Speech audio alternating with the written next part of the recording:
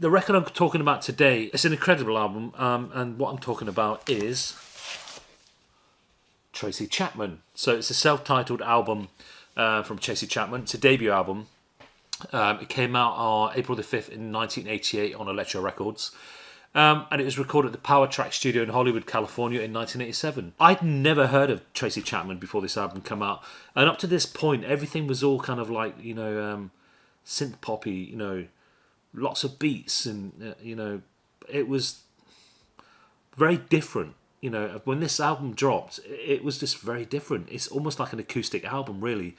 But I absolutely fell in love with this album. I'm really glad they've reissued this, and we'll talk about the reissue in a second, because to pick up copies of this album was getting really quite expensive. There was many attempts to produce this album, but a lot of producers turned it down because at the time, again, it was all the music was completely different. The music scene was completely different, and this again was more like just a guitar acoustic album. So a lot of producers did turn this down, not expecting it to be a hit at all. And one person did take it. I can never pronounce his name, David Kirschbaum. And yeah, so he decided to produce it, and he really wanted to record an acoustic album.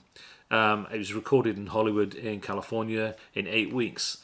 And most of the writing's based on political and social causes, which you can hear from all through the tracks. When it got released, people were just going crazy over it, especially the climate of the time, with the styles of music that were around. And being a black artist as well was incredible.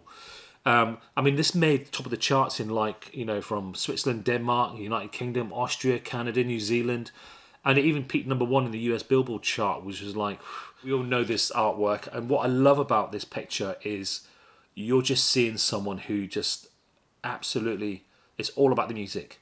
Yeah. There's no fancy photography. There's no big hairstyles and stylists. It's, hey, this is it. I'm Tracy Chapman. This is me, and this is my music. So Tracy Chapman, as an artist, she got the Album of the Year.